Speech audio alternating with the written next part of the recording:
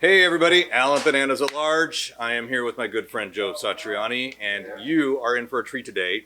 Today we're actually going to make available I would say, one-of-a-kind, chance of a lifetime, not available anywhere else-y kind of thing. This really very cool set of Chickenfoot guitars that represent each of the albums. There's a very minimal amount made, and these are the only ones that are available. Joe has graciously decided that he wants someone to enjoy these, so today we thought we'd go through them, take a look at them, hear the backstory on them, and then we'll point you to direct where you can go and purchase these lovely creatures. So let's start with this guy. Yeah. First off, hi, how are you? I'm good. I like that you called it a lovely creature. It is, right? Yeah, guitars are creatures. Yes. So, well, the history's funny because the band got together by accident. Right. And we started recording, for 3 days, and then we wouldn't see each other for a couple of months. And then we get together again, and slowly we realized we are a band and there's going to be an album. And the album gets finished. Along the way, artwork, logo gets created. And I had the crazy idea to make guitars, not only for me to play, but for the guys in the band. And this is the black and white one. That's the white and black one. Or that's the black and white one, and this is the white and the black one. They're basically the same. 22 fret guitars. The JS model that I was playing at the time. And we probably had originally a PAF Joe in the neck position. And I think a Mojo would have been here. Mm-hmm. Maybe I put in a Fred at different times. We're always switching pickups. High pass filter here and coil splitting there. No Babinga stripe in the back, so it was more of I used to call it like a 60s Strat style neck. Right. That's what I was into. And medium jumbo, I think back then that's what I was playing.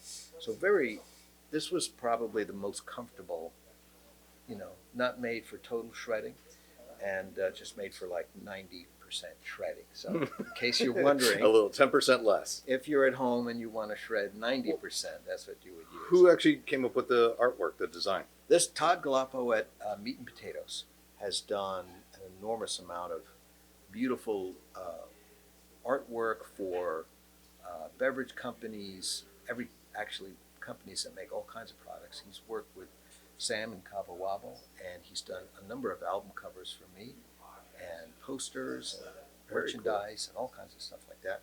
Out of Burbank, California, Meat and Potatoes, for those people who are looking for a true artist who knows how to do stuff. Who does everything by hand, which is really great. Oh, that's cool. Starts with a piece of paper and an X-Acto knife, and he starts drawing. So everything is very organic and makes total sense once it lands in someone's hands. And so he got together with the custom shop in LA, the Ibanez Custom Shop, and they worked out how to get these on the guitar. Yeah, I was going to say the transference from the artwork of the album to the guitar is phenomenal. Yeah, it looks really beautiful, and it reads really great. Mike Anthony had his basses done the same way, so it was kind of a cool thing to come out on the tours. Well, let's talk about that. You had these made for you to actually play on stage, this particular round. Yeah. And then as a gift, you had them also recreated for the band. Yeah, for Sam and for Chad, who's a crazy guitar player himself. Right. And I don't know if you ever saw him. He used to come out during the shows and try to play a song on the guitars. It was a good comic relief. But and then a round of basses for Michael. For Mike, yeah. Yeah. So yes, and they were basically the high-end JS model. Mm-hmm. And they really played great. And you can see me using these on the live Chickenfoot DVD that we put out a couple of years ago. Nice. So these are the actual touring played instruments from that time period. Yeah. Yeah. Yeah. My only two. 4 from there. Well, my only 2 are the black and white for that album. Oh, for that album. Yeah. Chickenfoot I'm 1. jumping ahead. Yeah, just Chickenfoot. Right. And then we did the other pair, but basically the same thing. I think I put speed knobs on here, maybe because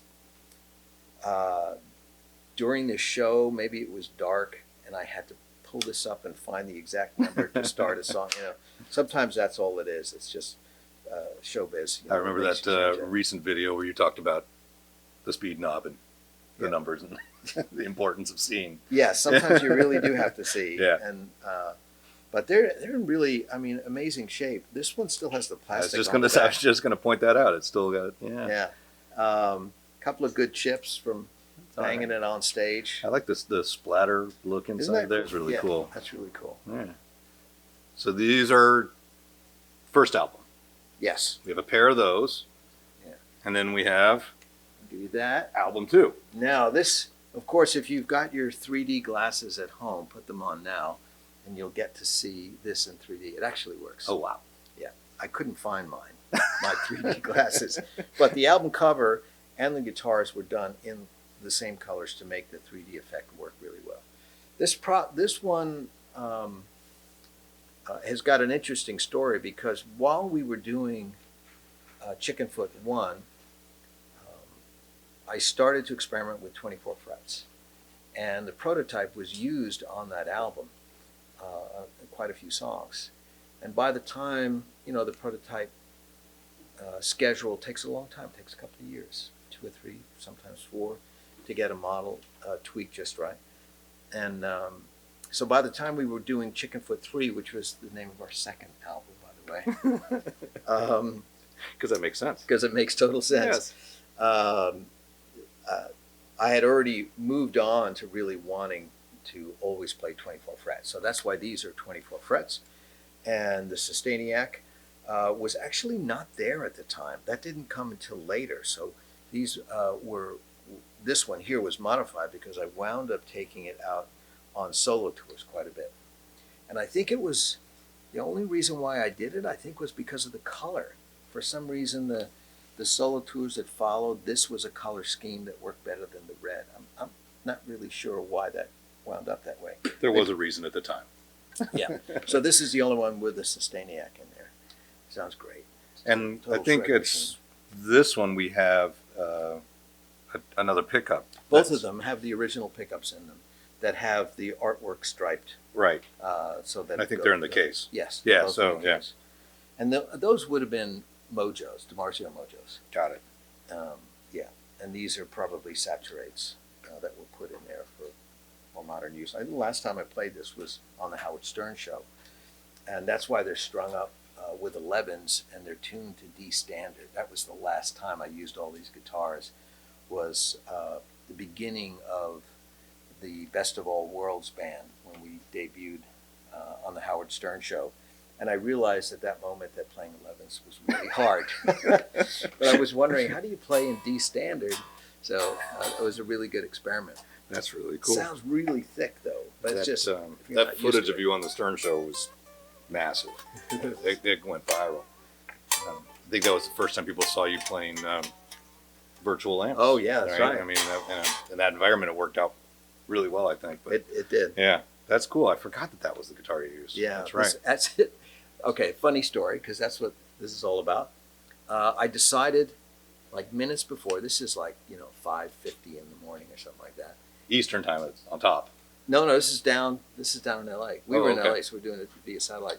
And I decided on one of these guitars. I forget which one it was. And I thought, no, this will be the one I'll use. And like 60 seconds before we go to air, the D string broke. And we had just had a discussion about, should we change the strings? I went, no, I hardly played this thing, D string breaks, and we're scrambling. We put on the other guitar, and all of a sudden we're live. And I'm thinking, can I play the next couple of songs without either this, or do I, it was all very confusing at the moment. But what it proved was that they both basically sound the same. Oh, right.